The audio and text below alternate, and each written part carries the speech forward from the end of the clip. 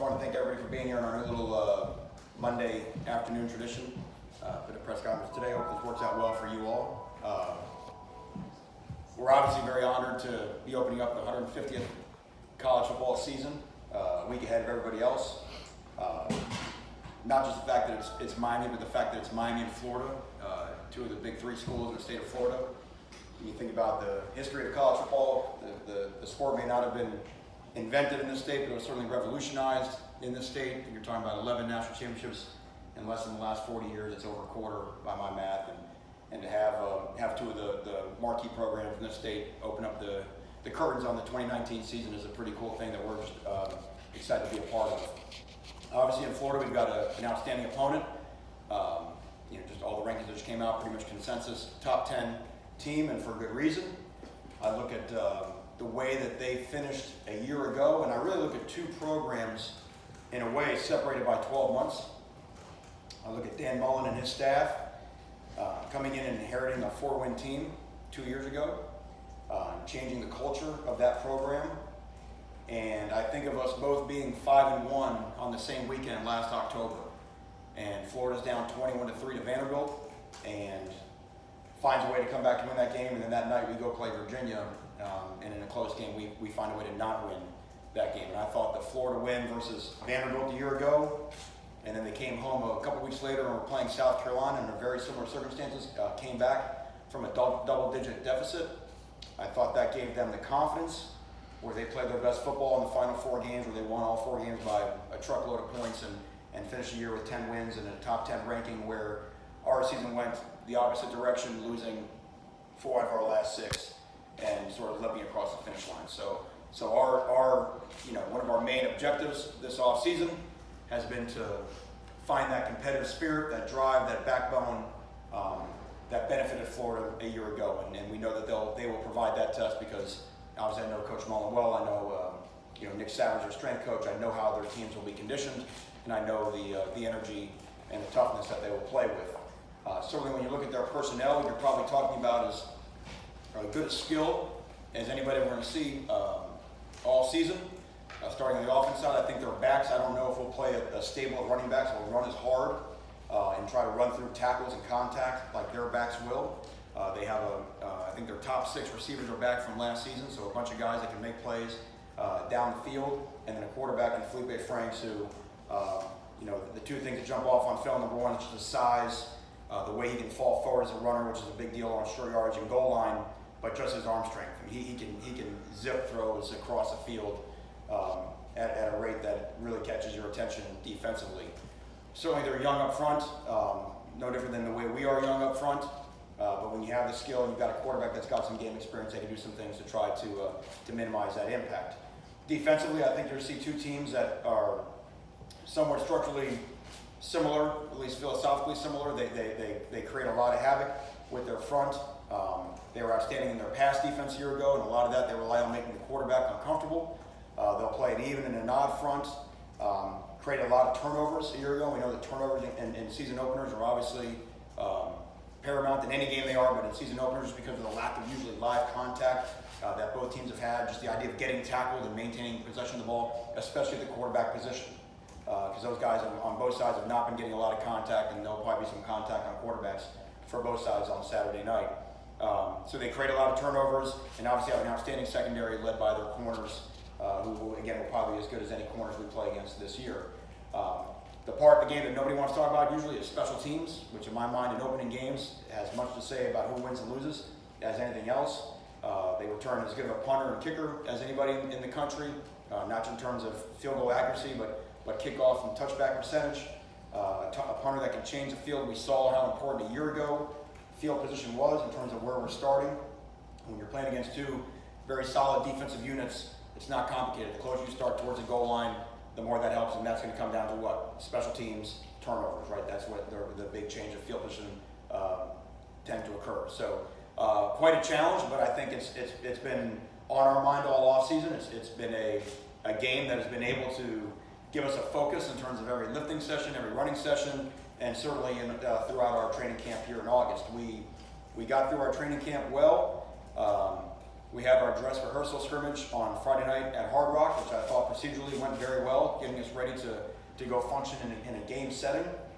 And coming out of this past weekend, you got a feeling like, you just reach a point where sometimes you've practiced all you can practice. You kind of, we have made great strides, certainly since the spring. We have obviously also made great strides since coming back on July 25th when we reported.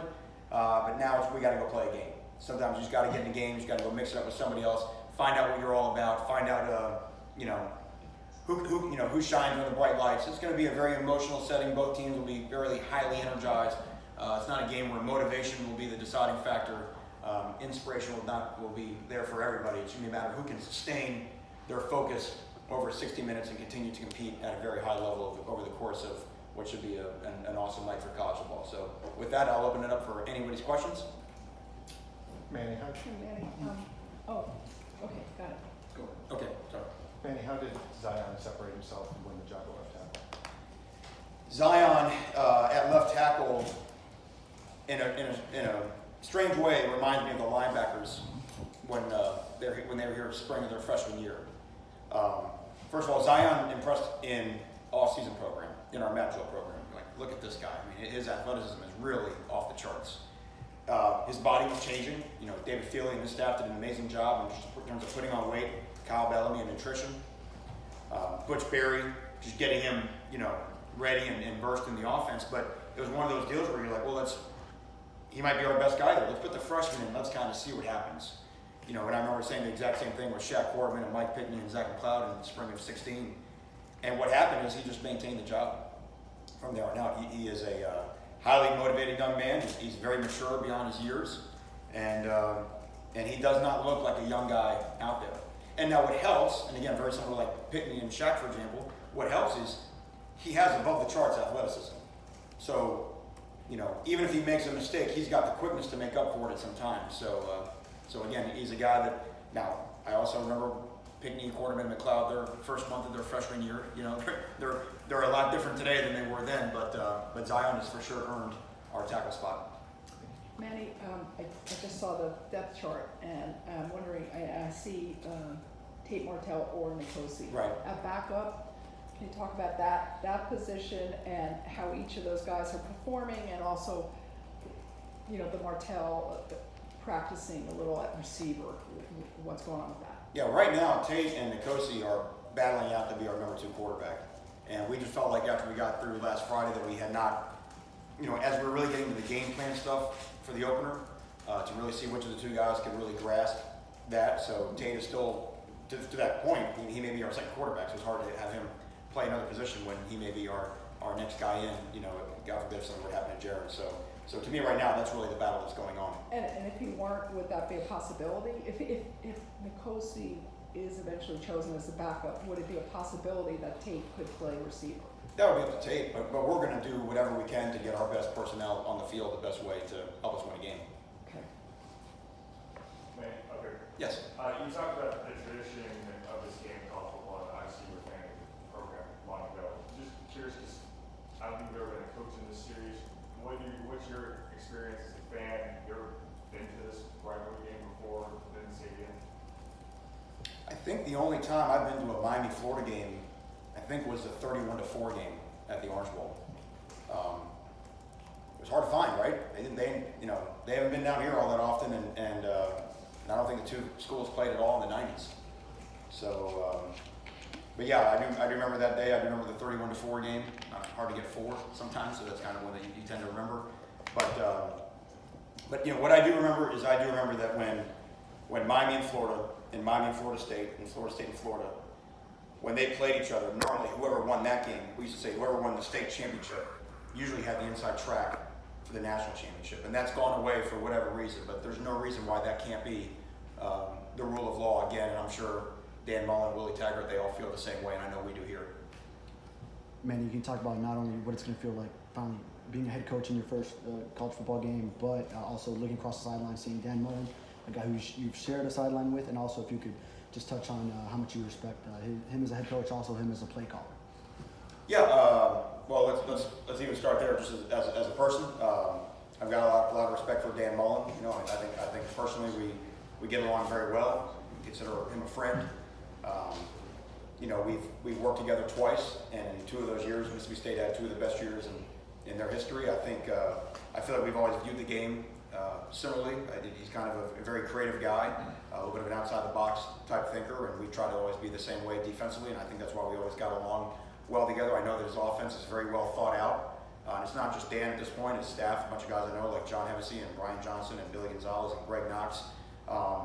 They've been together a long time. So you've heard me talk in the last 8 months about how important staff synergy is and chemistry and unity and all that type of stuff and how the players respond to that. Well, he's got that on his offensive staff. And that's what we've been trying to build out here with our defensive staff. And there's some other guys on our defensive staff here that were at Mississippi State in 2015. So we know it's going to be a challenge. I don't think that there's any sort of advantage because we know him and he knows us and whatever. I think if anything, we just get out on the grass and it's going to come down to, all the standards in terms of, who can block, who can get off blocks, and who can cover, and who can keep throw and catch. Manny, how did the first time you went to Mississippi State, how did that come about? How did Dan get in touch with you? Or? We had played that year. Mississippi State in 2009 came to Middle Tennessee. And they had Anthony Dixon, who was an all-SEC running back, and we had a bunch of little feisty Blue Raiders that were trying to grab his heels and get him on the ground. And I think it was one of those days where, what you want in this profession, you want your resume to be your tape.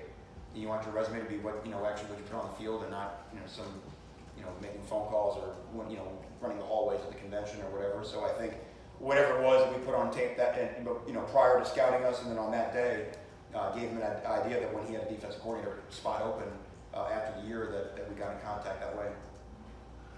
I know this is your first game, but Miami's traditionally played Florida State, other big opponents to kick off the season. Right.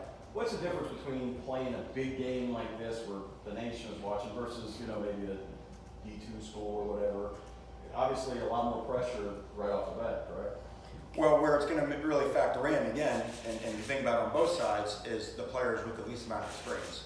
But this game goes even beyond that. It's not just a big game, which you see these cross-conference games. It is a rivalry game in a stadium where the fans are going to be split 50-50. And that's very unique. That's not going to occur, I don't think, any other weekend, week 1 or week 0 or week 1 in college football. So everything that happens on Saturday, half the stadium's going to go crazy, if not the entire stadium go crazy. So the emotions and the emotional swings in being able to manage that. So I don't think that you're going to prepare your team any differently if you're playing a quote-unquote lesser opponent, as you say. But the idea of getting a guy that maybe has very limited game experience to be able to handle the emotions, because when something good happens for either side, you're going to feel like you're on top of a mountain. When something bad happens for either side, you're going to feel like you're in the lowest valley ever. So to be able to manage our emotions and to stay even-keeled and stay present, I think will be so crucial on Saturday. So I see on the punt return, kick returners, you got Jeff Thomas, KJ Osborne, Diaz. Right. And 3 really important guys in the offense. Is that kind of just part of the manager that special teams guys, like starters are going to be playing special teams, and do you anticipate any other starters contributing kind of Oh yeah, there will be starters all over our special teams unit. Special teams, and again, and I know Florida's program, I know they operate the same way because I've been with those coaches, and I already told you they do a great job in the kicking game, and we'll rest a guy on first down if we have to. There is a lot better chance to score on kickoff and punt return than there is to score on first down and 10.